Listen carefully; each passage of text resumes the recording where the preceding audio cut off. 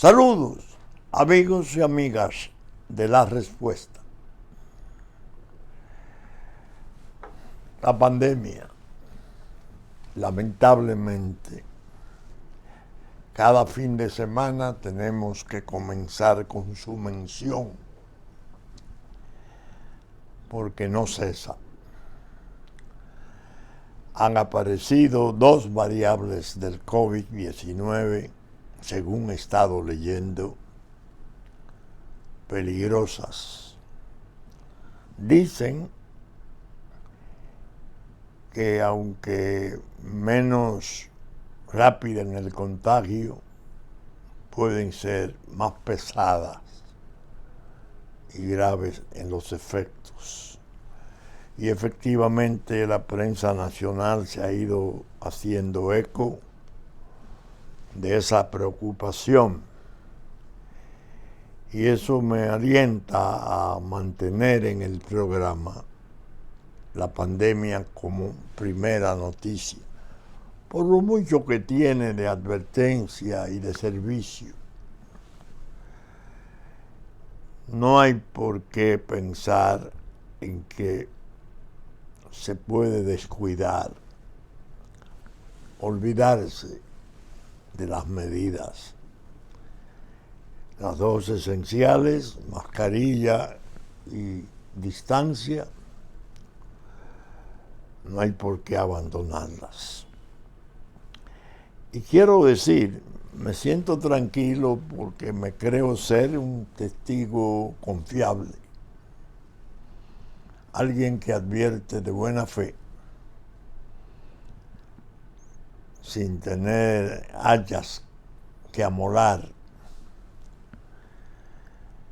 Y me impresionó mucho leer una estadística norteamericana haciendo el recuento de sus muertos, que casi ascendieron al 1.000.000, que el 97% de sus muertos no estaban vacunados. Ese dato, visto ya en estadísticas al parecer confiables, post-mortem, una cosa hecha parece que para su propia orientación, nueva preocupación.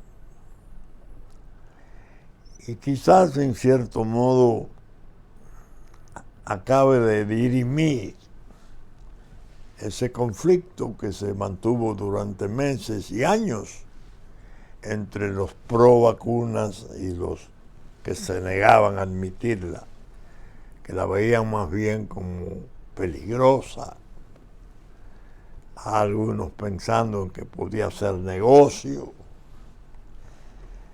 Esa estadística es un desmentido grave. Y yo le analizaba a unos amigos comentando la noticia, que me ocurrió algo simpático porque me encontré con otro amigo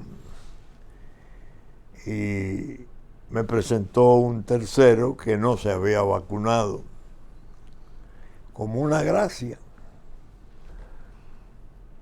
Yo siempre en esto fui muy respetuoso, cada quien, desde luego, recordando que el Estado sí tenía derecho de restringir por los problemas del contagio, es decir, la salud de los demás, no la propia. Entonces el amigo se ufanó de que él no estaba vacunado y estaba vivo. Ya yo había leído la noticia y le dije, ¿usted tiene hijos? Sí. ¿Usted vacunó a los niños casi al nacer? Sí. ¿Y por qué? No era necesario. Usted está vivo. En el fondo, era una ironía. Evidentemente, lo razonable ha sido vacunarse. Lo otro es un riesgo que uno respeta, pero tiene sus bemoles hacerlo generalizado y extensivo a los demás. Bien, de las guerras ya sabemos de una, aunque hay dos muy graves que no se mencionan, Siria y Yemen, porque la de Ucrania propiamente las barrió. Pero hay tres guerras en curso, terribles, con estándares de crueldad y muerte realmente asombrosos. Está creando una sombra en la comprensión y cada vez se enradecen más sus implicaciones. Se le mantiene las noticias, todos sabemos que en la guerra son muy difíciles de aceptar, porque como se dice con mucha propiedad, la primera víctima de la guerra es la verdad. Y de un lado se dice de un modo, del otro, y no hay a qué atenerse. Pero evidentemente hay elementos permanentes, como lo es la preocupación, y sobre todo las implicaciones económicas, que como secuelas van quedando y se van poniendo de manifiesto. Horas antes de grabar este programa estuve leyendo el comportamiento de las bolsas de valores de 4 o 5 naciones importantes de Europa y la propia norteamericana. Hay señales muy ominosas de que puede haber contracciones. Se habla hasta de la posibilidad de un fenómeno, la confluencia de la inflación, que puede llevar a la estanflagración, que es algo peor que la depresión. Es decir, quienes han leído sobre el año 1929 saben que cuando se habla de esa fecha se habla del espanto. Y esas son maneras de crisparse el ánimo. Porque por un lado, la pandemia y sus incesantes bajas y temores. Por el otro, entonces, el asedio de la economía y la crisis alimentaria y la alarma. Se están encendiendo alarmas. Sin contar la preocupación mayor, que es que se vaya a producir uno de esos errores trágicos que se suelen producir en la historia y la guerra actual escale, suba y los proyectiles de más alcance lleguen y el presidente de Ucrania, desesperado ante sus apremios y sus asedios, se decida lanzarlo sobre Rusia. Y Rusia responda con medios más destructivos. Y de ahí a lo otro hay un paso. Y ese paso tiene la característica de que si se da, no quedaríamos para contarlo. Es muy, muy delicada la situación. Pero bien, nosotros, el Listín Diario trajo 2 reportajes en distintos días de la semana que a mí me interesaron. Uno, era una noticia que reportaba que un haitiano nacionalizado norteamericano, había sido detenido, creo que en Miami, con un alijo de armas, fusiles, que pretendía atraer, no recuerdo bien en qué medio, pero fue hace apenas 7 u 8 días. Da su nombre, etc. Pero en la misma noticia se dice que los expertos entienden que ya hay en manos de haitianos 500,000 de armas. 500,000 de armas, dice el reportaje. A mí lo del 500,000 me preocupó. Sabía, porque los alijos de armas han sido incesantes, sobre todo después del 10 y su terremoto, y el pequeño puerto que tenían se hizo inservible, y por el puerto de Jaina nuestro pasaba todo. Pero ya están hablando de número de armas. Yo no estoy seguro todavía, tendría que revisar si el presidente Abinader en uno de los reproches, porque así hay que decirlo, que le diera a la comunidad internacional y a su cabeza de 3 naciones poderosas como Estados Unidos, Francia y Canadá, les habló del desarme, que lo principal y lo primordial era comenzar por el desarme en Haití.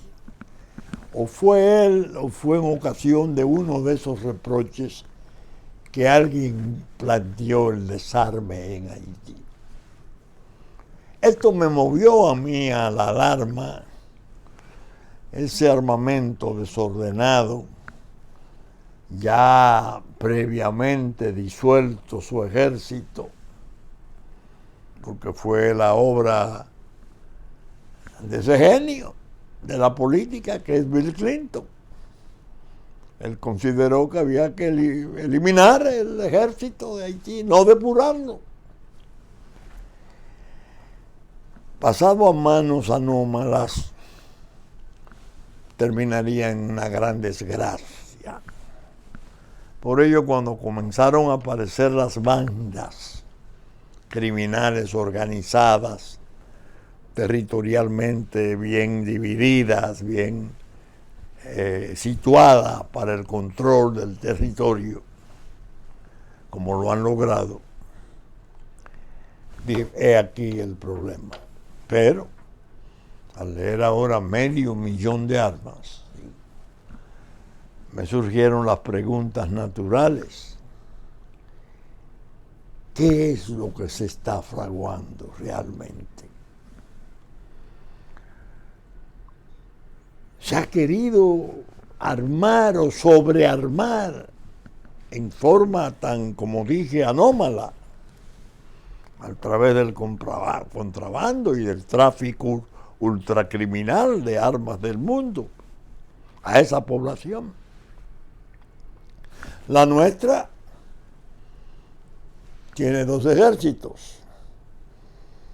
El formal, con su tradición, sus fuerzas armadas, sus distintas ramas, aire, mar y tierra, pero tiene un ejército de paisanos no uniformados, y evidentemente debe de haber un número equivalente al 500,000 de armas de Haití. Se podría decir que en la isla hay más de 1,000,000 de armas. ¿Se podría eso considerar aceptable, concebible? Que no se hayan podido controlar ese tipo de tráfico por ser tan poderosos los intereses que los pudieran estar promoviendo. ¿Y a cuáles fines lo promovían? ¿O lo han promovido? Es preocupante la situación. Por eso, ya en la pregunta pasada, antepasada y en el programa pasado, yo titulaba la cuestión de los vecindarios armados de que hablaba Hamilton, uno de los fundadores de Estados Unidos, el federalista. Hamilton, los vecindarios armados y la ingenuidad de pensar que la armonía se puede mantener con esos vecindarios armados y que el que lo intente hacer estaría volviéndose contra las leyes de los tiempos y de la historia. Ustedes oyeron. Pero, en medio de eso, un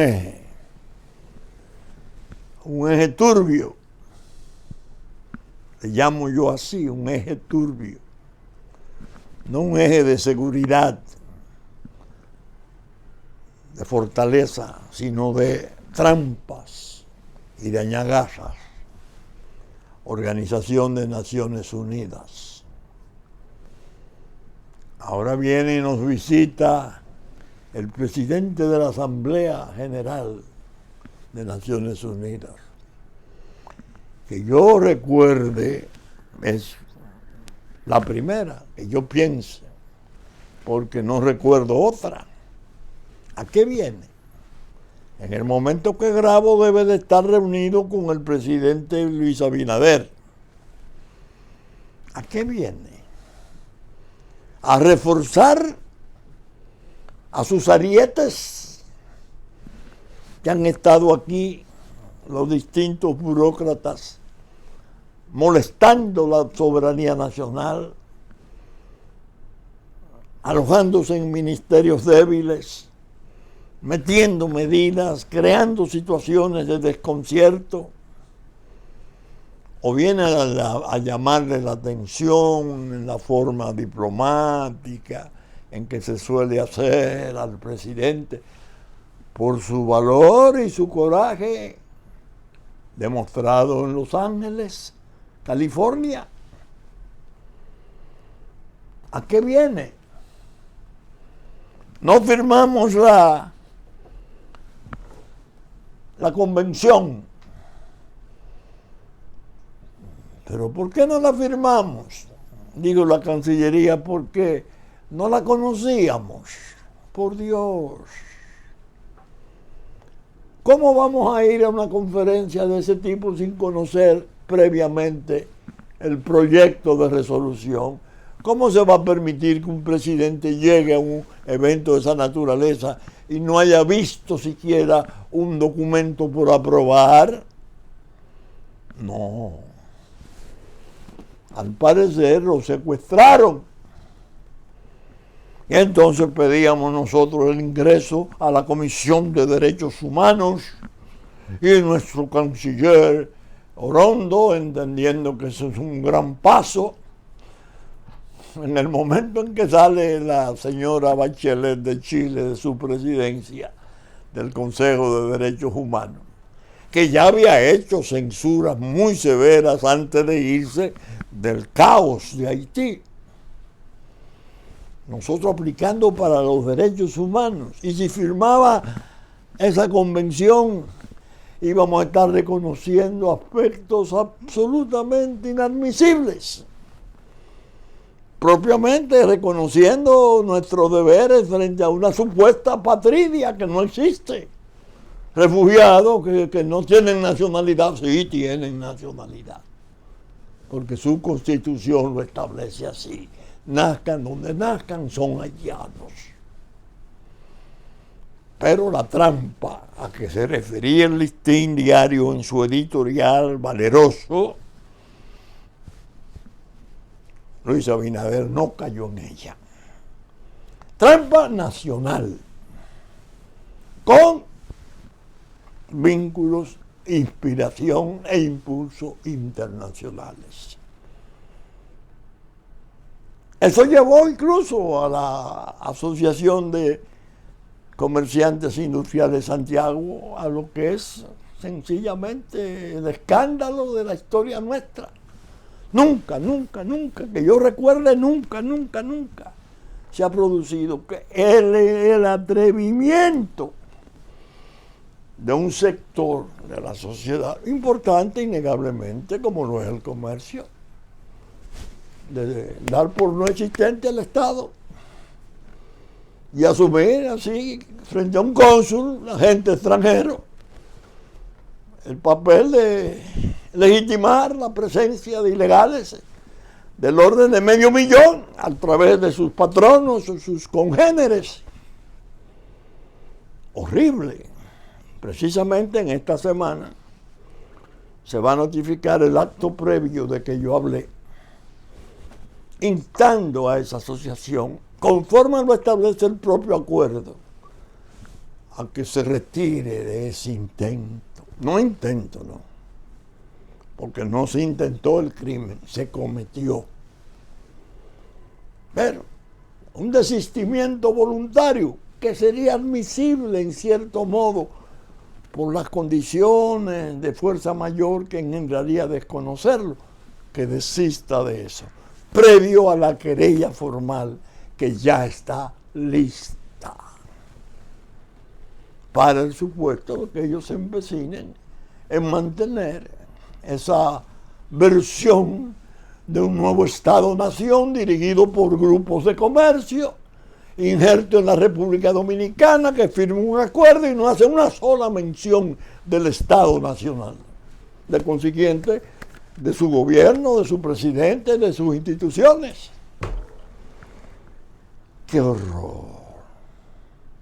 Pero bien, el otro reportaje del listín que también llamó mi atención fue las declaraciones del primer ministro haitiano Henry, que realmente me produjeron, como digo a veces, Henry, una especie de satisfacción pesarosa, valga la paradoja. Está inquieto el señor primer ministro de Haití y molesto, porque los asesinos, los autores intelectuales del asesinato de su presidente Jovenel Jovin, están en las calles, están inalcanzados, paseándose por las calles impunes. Este fue el que designó ese presidente malogrado, primer ministro, y al día siguiente lo asesinaron al presidente. Él está molesto porque esa autoría intelectual anda ahí campante. Ya sabemos que las bandas militares, criminales, ocuparon el Palacio de Justicia.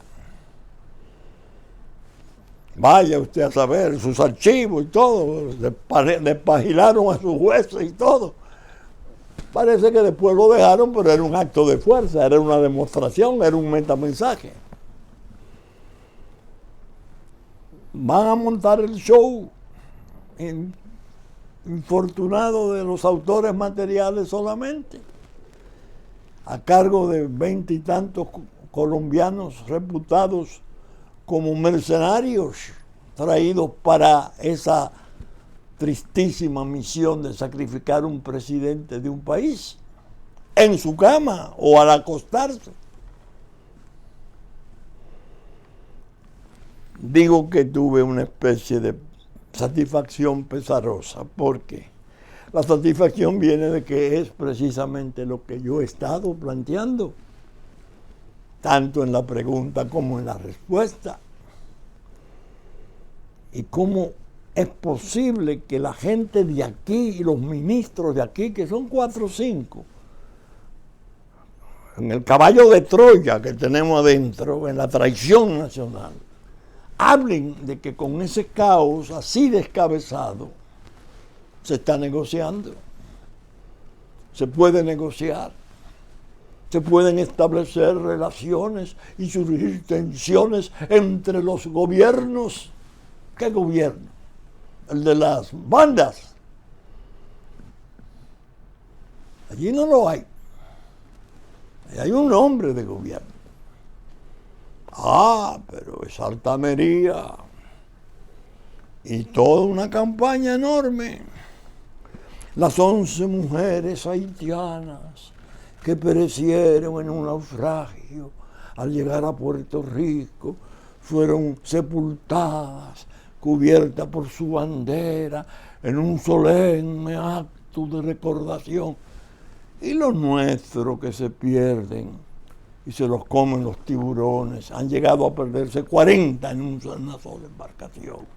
Han merecido homenaje. Se le han hecho homenajes de ese tipo. Todo corresponde a un marketing, a una especie de trama grande. Y ese es el peligro nuestro. Ahora bien, voy a entrar en un tema escabroso que tenía la idea de que podría no tocar, obedeciendo a mi convicción de que de los procesos criminales no es bueno opinar desde la calle. Es decir, el proceso criminal tiene mucho trabajo intenso que no trasciende de profesionales, abogados, defensores, abogados acusadores, ministerio público, jueces, y se hacen expedientes de millares de páginas. Y resulta entonces un atrevimiento desde la calle decir, esto fue así, no fue así. Bueno, ellos están trabajando sobre lo que ocurrió. Vamos a creerle lo que venga sencillamente condensado al final en los fallos. No. Nosotros tenemos esa falencia. Y no es nueva. Se ha intensificado. Yo voy a hacer primero un antes, cuando yo estaba activo en el ejercicio penal. Y lo comentaba muchas veces en los programas de amigos que me invitaban. Era pintoresco oír a los muchachos reporteros del Nacional o de Última Hora, El Día, los periódicos de entonces, que estaban más, son todavía, el Nacional es un gran diario, pero ya Última Hora desapareció, y El Día, y La Noticia, pero los reporteros iban a los juicios. Entonces a mí me resultaba hasta simpático el interés de algunos que se le acercaban a uno en los recesos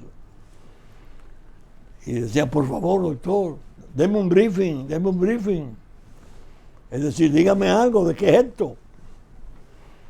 Y yo recuerdo uno del Nacional que era muy activo y muy cariñoso. Y yo le decía, pero por Dios mío, en un juicio enorme que teníamos, ¿tú te imaginas la cantidad de horas de trabajo que ha habido para hacer ese expediente y discutirlo? Entonces tú pretendes que en un minuto yo te diga algo para tú llevarlo a tu diario y que salga esta tarde o mañana en la tarde. Eso no puede ser, pero era la impaciencia de la prensa, muy justificada por tratar de relatar y de explicar los casos a la población. El asunto se fue agravando, y la prensa fue tomando más espacio. ¿Por qué la prensa pudo tomar más espacio y de consiguiente más acceso a la intimidad del proceso criminal? antes de producirse en sus fases más serias y graves, por la insatisfacción pública, por la impaciencia de la población. La población ha ido perdiendo su fe en la dinámica judicial, le ha ido retirando simpatía a cortes y tribunales y en general al Poder Judicial, no de ahora, viene de lejos. Incluso el asunto llegó tan lejos que yo he contado y lo he escrito, jefe de Estado, uno muy ecuánime y muy ponderado, Joaquín Balaguer, una vez en un exceso la llegó a calificar de mercado persa,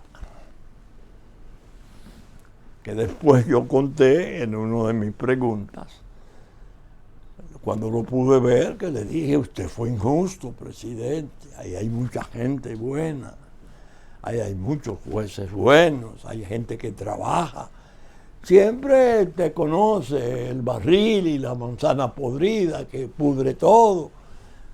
Y él, con mucha altura, me dio razón, fue un exceso.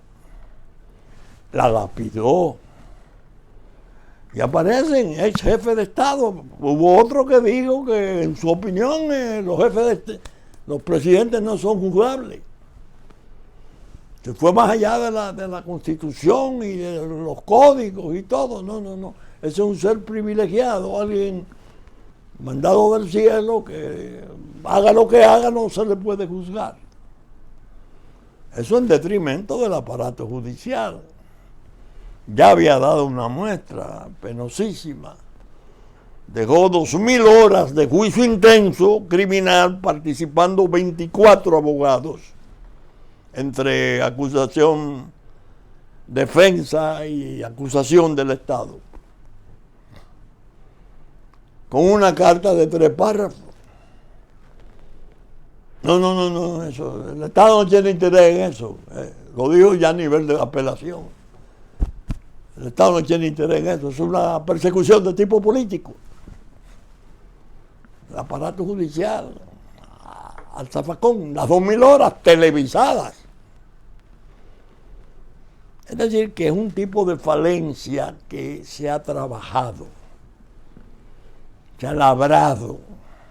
La impaciencia pública, la insatisfacción pública, la prensa, haciéndose eco de esa insatisfacción, se inquieta también y incurre en la debilidad, acosado así el Poder Judicial de violar sus propias normas. Por ejemplo, una de ellas que tiene su explicación, el carácter secreto de la investigación en sus fases primarias. Cuando se llega a la audiencia oral, pública y contradictoria del juicio final, es cuando se supone que se va a saber de todo.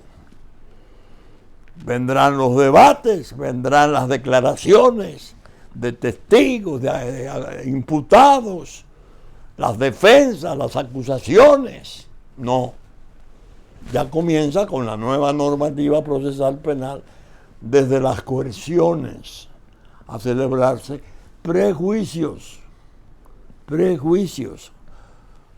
antejuicios, para conocer de una coerción, si lo van a tener hasta 18 meses detenido al imputado, se conoce el fondo y trasciende todo. Pero eso que trasciende, la prensa ya no es buscando un briefing que anda, como en los tiempos míos. La prensa está recibiendo la totalidad de la acusación, la totalidad de la defensa, y comienza a interpretarla y la reputa. ¿Qué ocurre? Que el pueblo termina constituido en una especie de inconcebible jurado, porque se sabe que la percepción de la población en promedio y en muchos de sus sectores es muy elemental y la van a impresionar los medios de acuerdo a la calidad de los programas, de los expositores, y van tomando opinión y van fijando opinión y se forma la opinión pública, pero el tipo no ha llegado a juicio. Entonces tiene el inconveniente que cuando llegan a juicio el tribunal mismo está embarazado, porque ¿qué hago si fallo? Porque la gente cree otra cosa, y si yo creo que tal o cual sujeto es inocente y según las pruebas yo no puedo sancionarlo, pero ¿qué dirá la gente? Eso en los países que tienen el jurado, que nosotros no lo tenemos todavía, por suerte, Estados Unidos lo conserva, en Europa abunda, es pecado capital difundir noticias antes, porque pueden influir a los jurados que tienen una decisión sobre si culpable o no. Un juez se puede rehusar a conocer un expediente si se hacen publicaciones anticipadas peligrosas que puedan condicionar a un jurado. Pero aquí no, el gran jurado es el pueblo. La prensa, que es poderosa, lo condiciona. Y ahora se complican las cosas con las redes, porque ahora son millones los reporteros y la gente que opina. Y el Poder Judicial manos arriba. ¿Qué hacemos? Bueno, yo ahora en estos días comprendí, porque mi afecto es inagotable por ella, la mortificación de la magistrada Procuradora General de la República, Miriam Germán Brito. En un momento dijo que no se puede hacer justicia para las gradas. Es una queja que yo me imagino que sale de su alma, porque ella fue una gran juez, una juez icónica del país, y me imagino los conflictos de conciencia que tendría entre cosas que decía la prensa entonces que eran mínimas en comparación con las de hoy, y cosas que ella y sus compañeros o sus congéneres tenían que decidir. Y yo le decía a unos amigos, caramba, mi querida amiga, innegablemente el destino le ha reservado muchos lugares en la prestancia nacional. Una gran juez, respetada por todos, valiente, en capacidad de emplazar a un ejecutivo que se excedió en sus pretensiones. Pero ella fue víctima también de la justicia, supuesta justicia para las gradas. A ella la ofendieron en el Palacio Nacional, en presencia del presidente de la República, por obra de un procurador general de la República, en presencia del Consejo de la Magistratura, siendo segunda, la vicepresidenta de Suprema Corte de Justicia, presidente de la Cámara Penal. Por fortuna, en la grada estaba el pueblo. Y el hecho fue tan repugnante que los autores pasaron a ocupar los planos peores de la ignominia, incluyendo al presidente, un cínico, porque ese procurador no podía hacer eso sin él conocerlo o sin él ordenarlo. Y lo que le dijo fue: señora, yo lamento mucho que usted se haya visto en esta situación. En el fondo lo que querían era evitar que ella permaneciera en la Suprema Corte de Justicia, porque estaban tratando de preparar las cosas de tal modo que cuando llegaran sus tormentas pudieran contar con una composición en la cual ella no estuviera. Pero, digo, el destino le ha reservado lugar en la prestancia. El presidente Abinader, entonces, la declara independiente, con el aplauso del país. Y se convierte en una especie de ídolo, de ícono más potente, más importante. Ya no es la juez de primera instancia que elabora una sentencia, no, ya es cabeza del Ministerio Público. Todo esto lo estoy explicando porque ha surgido una situación sumamente delicada.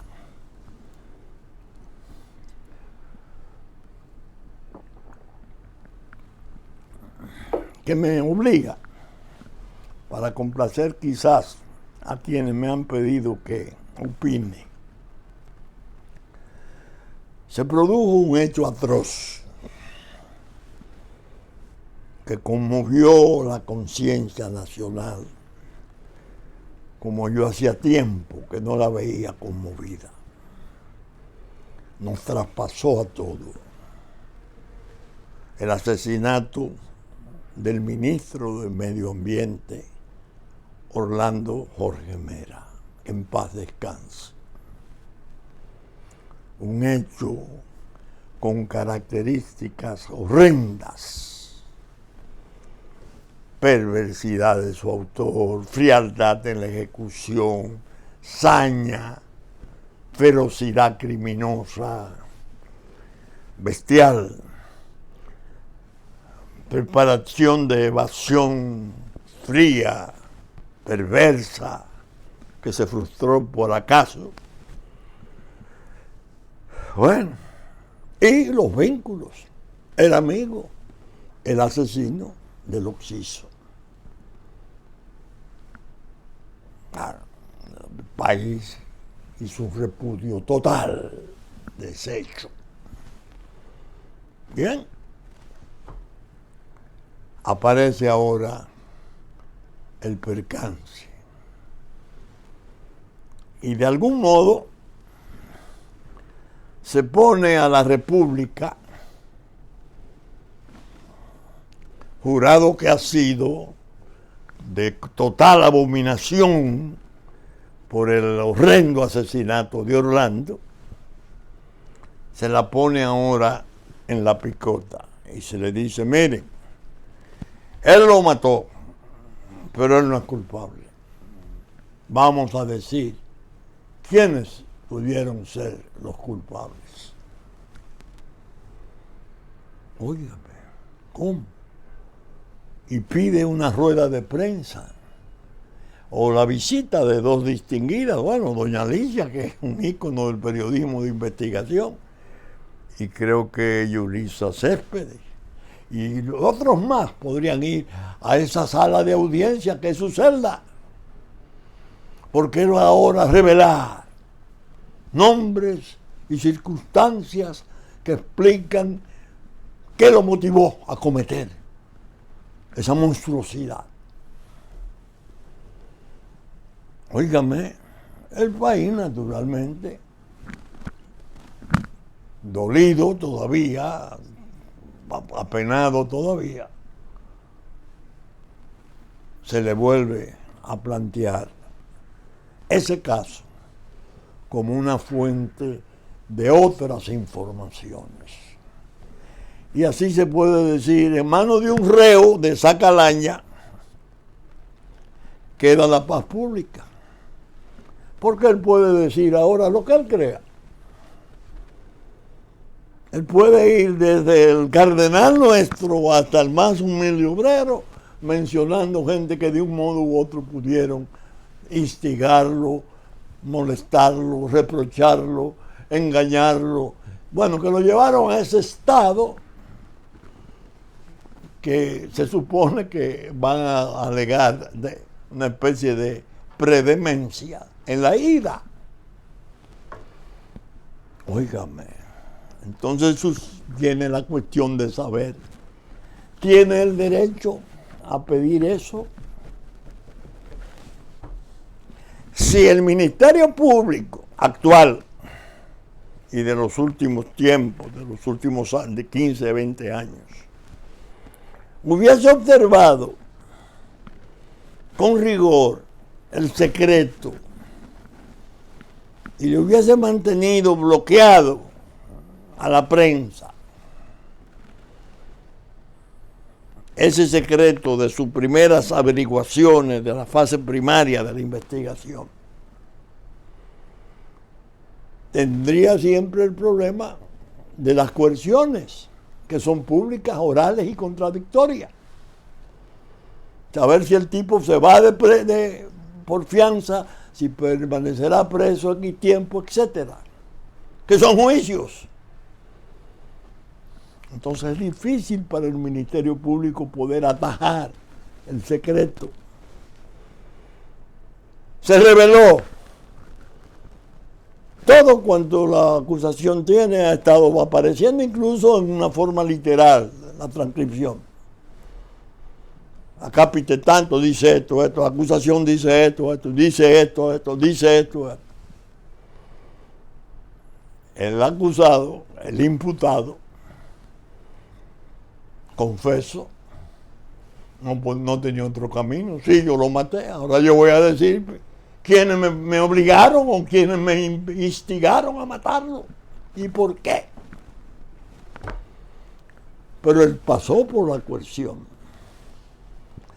No quiso acogerse a la discusión de la coerción. ¿Por qué? Era la mejor oportunidad. Dentro de la ilicitud, diríamos, si la vamos a llamar ilicitud, dentro de la falencia del secreto develado,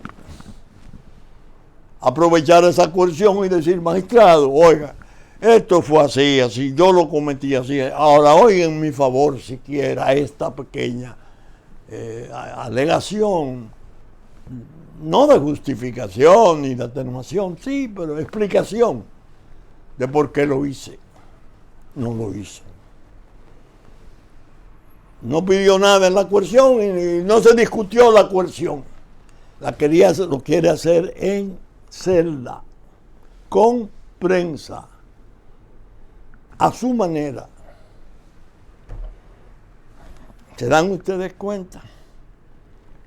Que la falencia, es decir, el fallo, la anomalía institucional nuestra, hay que corregirla. Hay que fortalecer el secreto y que la prensa aguante, ya no tenga el acceso que antes tuvo. Que recuérdense lo del briefing del reportero, pidiéndole a un abogado defensor, dame un briefing de esto, indícame qué viene. Ya en juicio. No, espérate, óyelo y repórtalo. Pero yo no te lo puedo decir. Es una forma de conocer el trabajo de cientos de horas para que después tú escribas 3 cosas y salga lo que no es. Sin tú quererlo, sino porque tú creíste eso. Es decir, el tema es muy espinoso y nos esperan días difíciles. Primero, el derecho a réplica no existe, porque Orlando está muerto. Y decir, él me dijo, o él me hizo, un momento, respete a los difuntos. Ahora, si usted prueba, aquí está lo que él me dijo, aquí está lo que él me hizo, bueno, y eso es otra cosa. Pero los terceros que puedan ser aludidos van a pasar por tremenda situación porque determinó este hombre que eso convenía a su causa. ¿Es eso justicia en realidad? Pero él tiene amparo en un estatuto que es innegablemente importante y debe de ser inviolable: el derecho de defensa. si no hubieran aparecido todas las revelaciones que se hicieron contra él, se le diría, no, aguarde su juicio y usted allá explicará. Sí, pero que ya han dicho lo que yo hice. Y yo quiero explicar por qué lo hice. Evitarlo ya viola el derecho de defensa y crea una situación de cierto desmadre del juicio, de la equidad del juicio. El juicio debe de ser equitativo y las partes, defensa y acusación, deben tener los mismos derechos. Si me acusa, yo replico. Si te acuso, tú replicas. Si tú replicas por un medio, me acusa por un medio, yo debo replicarte por el mismo medio. Naturalmente, me cuidé o me cuidaron de no hacerlo debatido, contradictorio y oral en la coerción. Ahí está la malicia. Ahora, ¿en qué medida puede el Ministerio Público negarlo sin que se levante una suspicacia perniciosa, dañina? Hay otro aspecto todavía más delicado. Cuiden a ese reo, cuídenlo, cuiden su vida, los derechos, la protección de los derechos que él pidió al llegar a la iglesia, según reveló la prensa.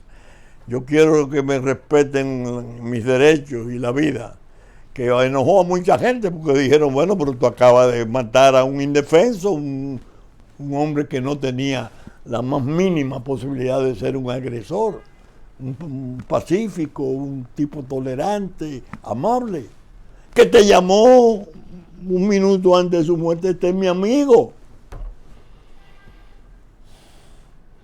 Es decir, el problema es, si lo negamos, nos incriminamos, porque entonces vamos a levantar el morbo en la apreciación pública de que por alguna razón no quisimos que tú lo hicieras. Y si te la concedemos, viene una tormenta. Dios mío. Como ven ustedes, no es lo más provechoso para el país que se den esas situaciones. Yo seguiré tratándolo en el orden general. Incluso tengo una conferencia programada para julio. Ya daré los detalles, lugar y quién la promociona.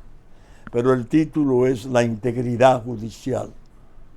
Ya estaba antes de esto programada. Ahí quizás me puede explicar mejor sobre estas cosas. Saben ustedes que estamos saliendo por Super Canal 3 del cable, 33 Televisión Abierta, YouTube, domingo a las 11 de la mañana, nuestra versión central. Teleimpacto, canales 22 y 52, domingo a las 12 del mediodía, a las 9 de la noche de domingo, lunes 7 de la mañana, 8 de la noche, reproducen nuestros contenidos. Asimismo, estaremos en YouTube a partir del domingo a las 12 del mediodía. Con la gracia de Dios, esperamos estar con ustedes el próximo fin de semana nuevamente en una nueva respuesta. Muchas gracias y hasta entonces.